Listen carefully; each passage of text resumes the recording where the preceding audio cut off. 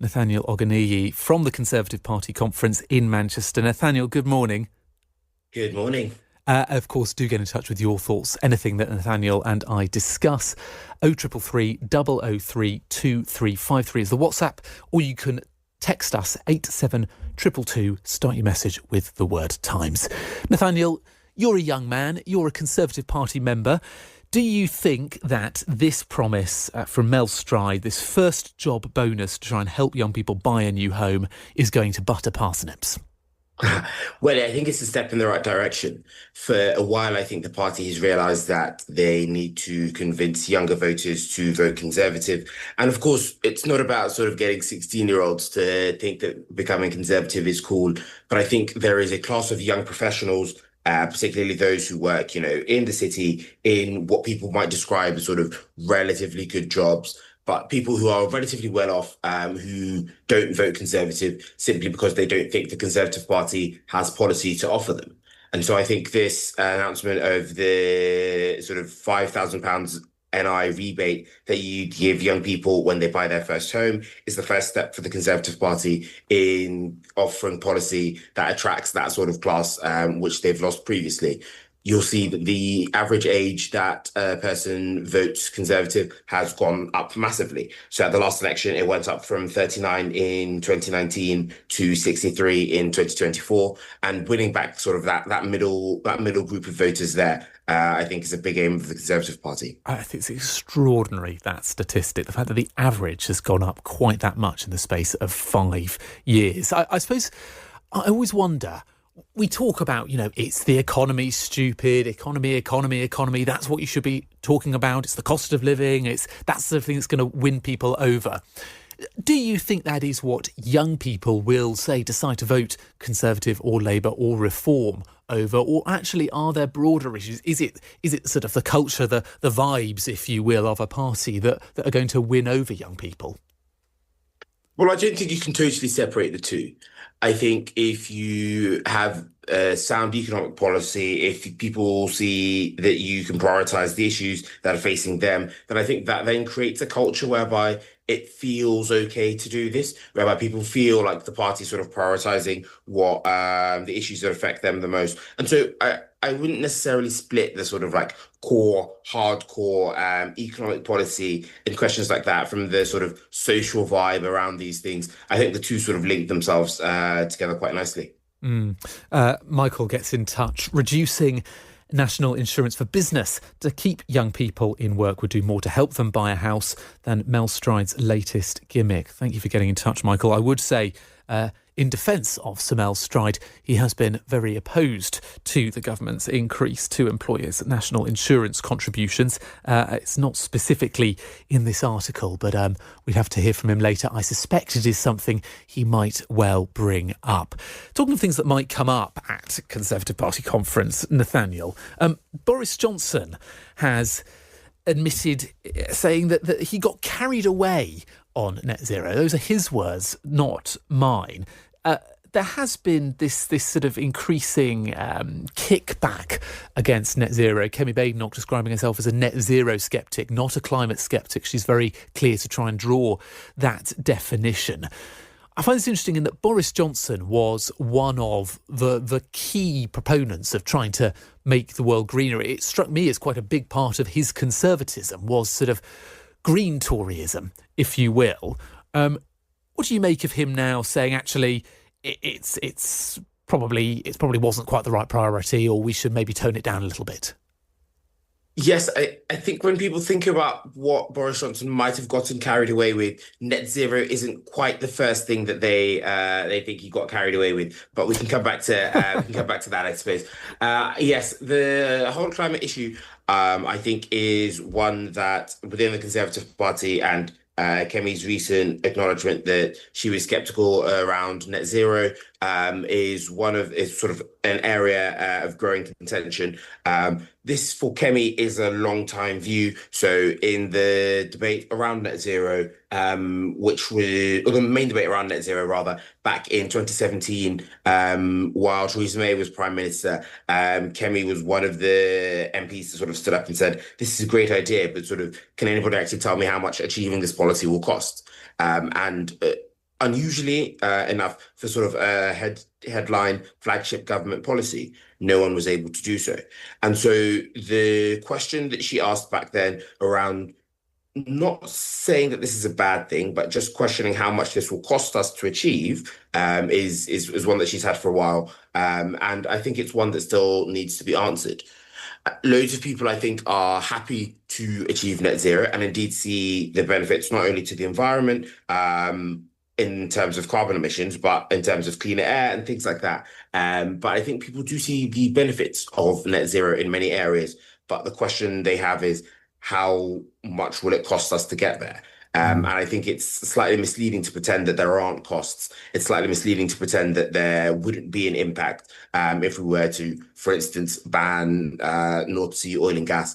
I think currently in the North Sea we're losing about 1,000 jobs a week. And if you look at some government papers, they sort of imply that the North Sea is in decline, but actually a lot of them use quite circular logic. They say if you forecast that we extract less, then of course we're in decline. But that's a bit circular. The fraying of the political consensus over net zero, I think, is something really interesting as we sort of, get closer and closer to when these targets, these deadlines are meant to hit.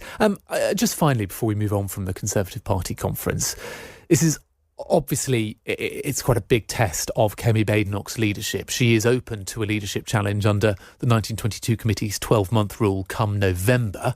So this is her sort of last big set piece to try to stave off an immediate challenge, which there are always rumours circling that the Conservative Party is going to get rid of its leader. Do you think she's the woman for the job? Would you want her to stay on, or do you think actually she's failed her first year audition and it's time to axe her immediately? No, I think she's doing a good job. I was in the hall yesterday for the opening speech that she gave, and actually I thought the standing ovation that she got before she even spoke was quite moving. The audience were on their feet clapping for a good number of seconds before she even said anything. I thought, oh gosh, I thought about it for a few seconds that they're still clapping. She's popular, I think, with the grassroots. I think that the approach that she's taken in terms of figuring out policy, taking time to make these announcements rather than rushing them out, I think that will pay dividends in time.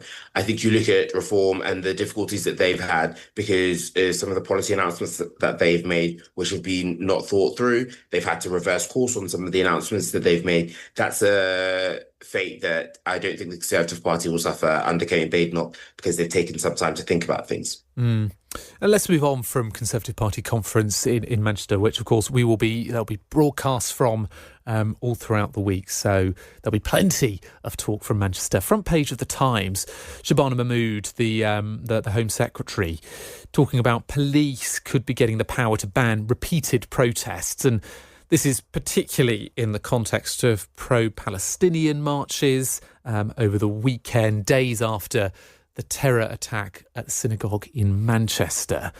I find it interesting that we repeatedly say, from all sides, Jewish people should not be conflated with the actions of the Israeli state. It's legitimate to criticise the Israeli state, but you can't let that seep into anti-Semitism. Do you think it is right? Do you think that we are justified in calling for there not to be pro-Palestinian marches after an attack such as the one on a synagogue? Or do you think then that is blurring the line between what is anti-Israeli protest and what is anti-Jewish hate?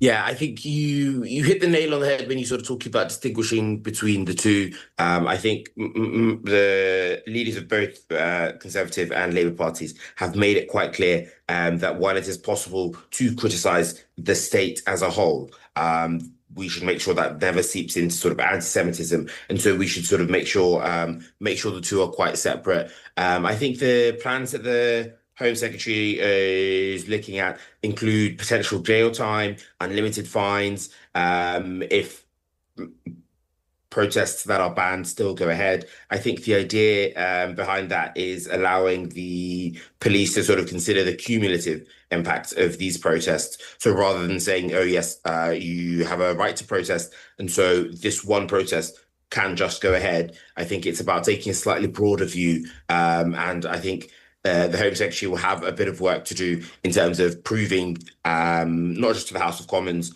but to the wider public that these measures are really needed. But I think if she can do that, then I think the public will be accepting. And I mean, Kemi Badenoch talks about the chance that you can hear on these protests from the river to the sea, globalise the Intifada, chance which many people in the Jewish community would consider anti-Semitic. I suppose the question is, do you then ban the whole protest, or is that a disproportionate response when actually you should be just arresting or focusing on the people who would chant those things? Yeah, there is a question exactly around enforcement, and I do think it's important that the political side of things, so whether that's on the Conservative or the Labour side, don't get involved in the sort of operational bit of policing. I think the politicians sort of set the environment, so to speak, on the guidelines within which the police enforce these rules. But when it gets to exactly who should be sort of arrested for what, I think you get into difficult territory, because then, of course, people feel like certain protests are policed more than others. And so it gets into a difficult place. So, for instance, the climate protesters often have more sympathy, often get more sympathy from those on the left. Whereas, say, the protests a few weeks ago against immigration and immigration hotels tend to get more sympathy from those on the right. And so you sort of end up in a place where people want their protests treated with kiddie gloves, but they want everybody else cracked down on quite hard. And just finally, Nathaniel, briefly, MPs accusing the government of showing contempt over the collapse of this spying case to do with China. Suggestions that government, the National Security Advisor, Jonathan Powell, was in some way involved in what the CPS is calling the evidential failure of the case. Essentially, the claim is that he has released guidance which determined that government figures couldn't call China an enemy, and therefore, under the Official Secrets Act, the charges had to be dropped because that specifically refers to the term enemy. The government says it doesn't recognise the characterisations of those meetings. We should say MPs want those questions answered, basically. Yes, and I think with the government's approach to China more broadly, there are some questions. So the government, for instance, have brought into place the Foreign Influence Registration Scheme, which was put into law by the last Conservative government, but now sort of activated under Labour. A number of people were surprised that China weren't sort of designated as one of the nations in the enhanced tier. A lot of people were expecting it to be Russia, China, North Korea, and China is sort of conspicuously missing from that. The way the government handled their relationship with China, in that they would like significant investment from China. And so you've seen the business secretary going to China, the tech secretary going to China. Earlier this year, you had the chancellor and a number of treasury ministers all going to China, trying to form a closer economic relationship, trying to get investment, trying to work closely with businesses there. But then there is also clearly a suspicion by some areas of the security services about the impact that China are having in the UK. There's also a question over the massive embassy that they'd like to build in central London, which I think another number of other countries have expressed some reservations to the UK government about. Yeah, it seems like the government is caught between wanting to court Chinese investment and also wanting to keep Donald Trump in the United States on side over it too. We'll see how that one plays out. Nathaniel, thank you so much. I hope you enjoy Party Conference. That's Nathaniel Ogunniyi, who is joining us live from the Conservative Party Conference in Manchester. Coming